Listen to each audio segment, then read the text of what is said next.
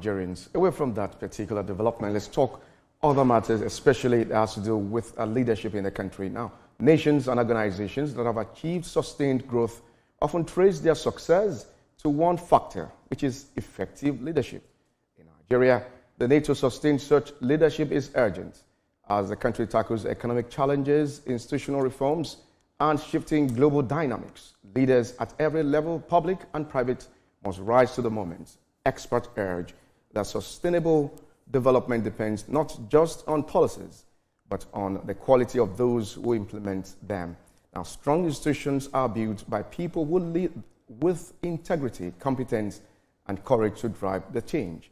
Now, some also say to unlock Nigeria's full potential and that of its institutions, we must invest in leaders who will not only imagine a better future, but take decisive steps to build it. Now, join us for this conversation is the Executive and Leadership Coach and Chief Visionary Officer of Mentors Leadership. I'm talking about Bab Olugbemi. Good morning. Good morning. And thanks so much for joining us. Thank you for having me on your show. This morning. When I checked your biography, I saw a lot about you from being a chartered accountant and also talking leadership. So what's the connection? Yeah, I discovered my strength zone. Right from school, I became a chartered accountant and I started my banking career long ago. But in the process, I was asking myself questions, and fortunately for me, I discovered that I love to work more with people, inspire them, develop them, and I began to look into that space. So I've authored 8 books in all areas, trying to uplift the people's potential. And now I do executive and leadership coaching, and I help leaders and organizations to be at their best by creating an enabling environment. That's what I do. So effective leadership, let's talk about it. How would you define effective leadership, and how can we use it to transform our country into a better state? Well, good starting point, good question. There is nothing we can achieve without leadership, be it at personal level, organizational level. And in the context of leadership, we have 3 elements. You have the leaders, you have the people, and you have the environment. Now, it is the job of the leader to build the people so that the people can build the vision, and it is also the job of the leaders to build an enabling environment. So leaders must know the expectation from them. They must bring energy and excellence into that expectation. So when you see leadership failure, or when you see that things are not the way it should, then there is a leadership question. Now, in this discussion, I'm going to use a noun, workplace, as a common denomination for organization leadership and national leaderships. Do you agree with that? Workplace means we are substituting environment in the 3 elements with workplace. Now, when you see things not going on, that means there is a lack of leadership. And that means there is a leadership question. And wherever I see leadership question, 3 things happen. 1, there is capacity gaps. 2, there is fulfillment gaps. And number 3, there is an opportunity. Opportunity for somebody that is visionary, who can take decisive decision, who can put self-interest below and put common interest above to manifest. And I will share with you example of few countries that were in this similar situation we are, but have used effective leadership to transform the people, to transform the environment, and to transform their country. Quickly, let's look at this. Let's look at Turkey. I don't want to use Singapore. We have overused Singapore as an example. A lot of people will keep using countries outside Nigeria.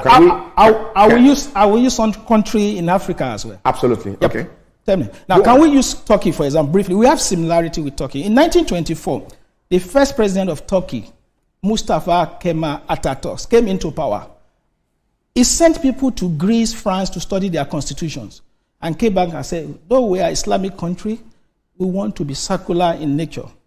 He suspended the Sultanate, the Caliphate, and he said, in my school, girls' child must go to school. They must be educated in science, technology, engineering, and mathematics. Look at it today. Turkey didn't have any natural resources. They have strategic location. Today, let's start rolling the statistic. Literacy rate, Turkey is 98%. Nigeria is 96% or 93%. Economic GDP, Turkey is 1.1 trillion USD. Nigeria is about 500 billion. Name it, they are ahead of us. That means somebody came on board as a leader, did something very right, something that is selfless, something that affects the commonality of the people. Now, I used to say this, I have little respect for the founding fathers of Nigeria. Why? Right, it's very simple. If the outcome of leadership is producing results, now the manifestation we are seeing today, the result we are seeing, were the product of their ideologies, their action, what they focus on. Let's narrow it down to Nigeria. Yep. We have a president. Correct. President Bola Ahmed Tinubu. It took one decision when it got into power. Subsidies gone. And we're seeing the reactions now. Leaders, they take decisive decisions. Correct. What do you make of this? Good question. You see, we should have removed subsidy 15 years ago.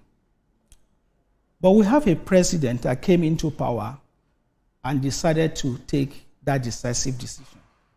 Are we expecting things to remain the same? No. We need to make sacrifice. If you look at Estonia, look at Chile, look at Rwanda here, look at Morocco, Ghana, they've done some kind of economic reformation.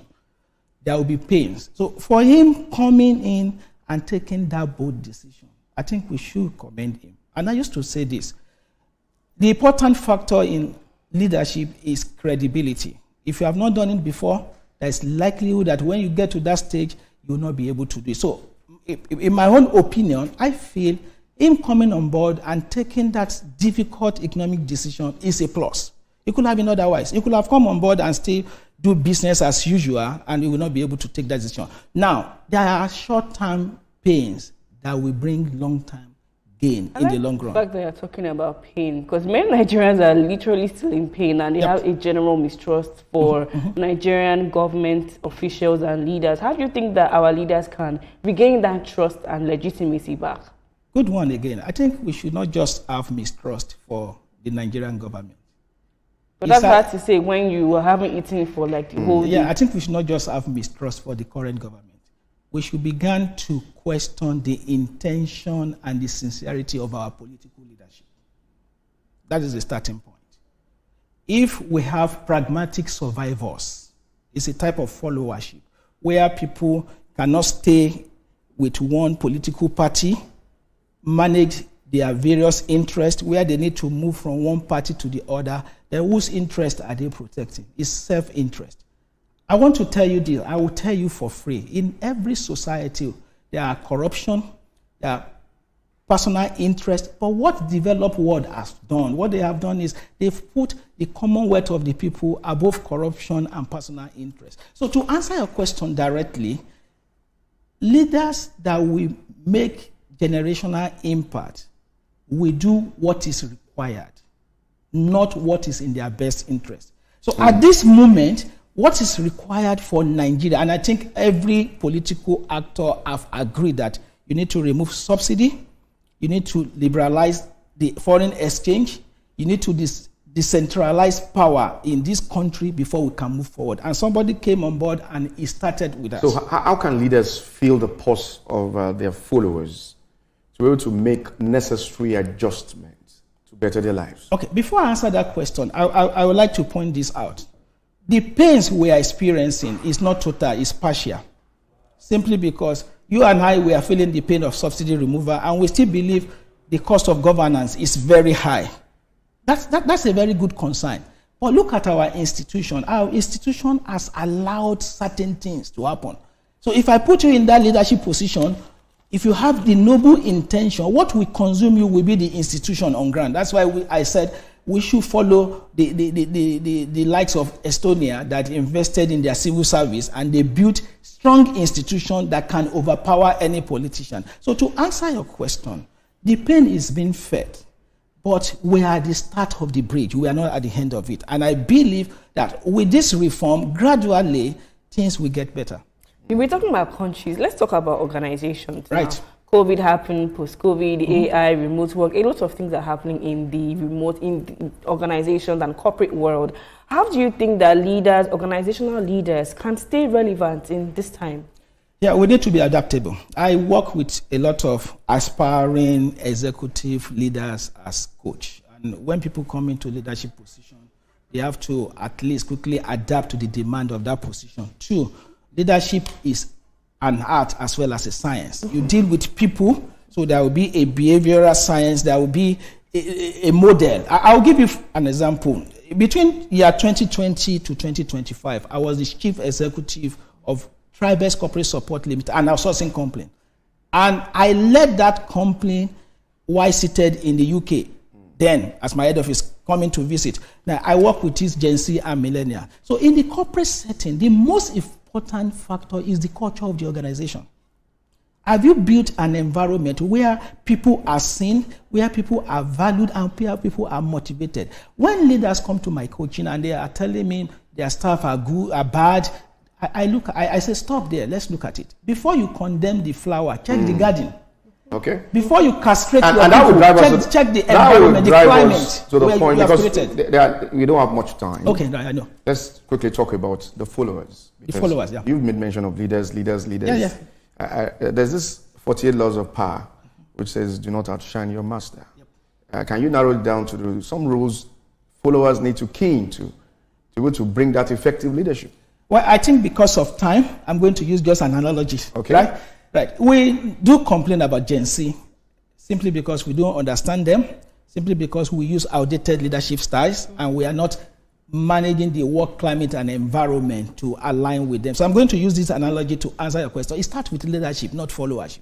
And I've used a word here, pragmatic survival is a type of followers. I've mentioned followership here. So what leader need to do is to adapt to the situation of times. I'll give an example. There was a CEO long ago. He was leading an organization, and he had 12 executive directors. They were all millennials and Gen Z.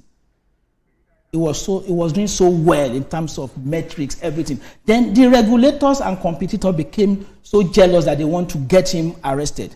On getting to the point of arresting the leader, they met 13 people. The leader, the CEO, plus the 12 executive directors. And those who were to carry out the arrest start asking questions. Who is the CEO among you? They couldn't identify him.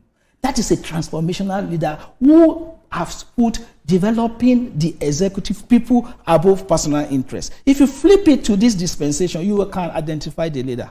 The one that speaks unruly to people, the one that has the biggest perquisite of office, the one that is well-dressed above everybody, the one that is like a sage on the stage. Now, so leadership is how well you advance people. In my upcoming book, Uplifting Leadership, I've defined it as how you develop people, how you prepare them, and how you motivate them to build the vision. Speaking of building up people, young people, Gen Z, just like you mentioned, how can they train themselves up for being future leaders, future national and organizational leaders? It starts from now. You know, I have one greatest fear about leadership. And that's why if you are an organization leader, if you are a political leader, you need to know that some people are watching you. In leadership, any behavior that is not adequately punished or any behavior that is rewarded will be massively repeated. So people are watching you as a leader. If I'm a leader, if I'm a National Assembly member and on this program, I'm telling you 43 million naira every month is not enough for me. Nigeria is just changing me. Somebody is watching me. And when it gets to that leadership position, it will also come with positional and entitlement mindset. So Gen Z of today, you need to start filtering what you are seeing from your leader. Don't be a funnel, be a fitter. Look at your leaders. Which translates to making impacts. Yep. And being a man or a woman of integrity. Yep.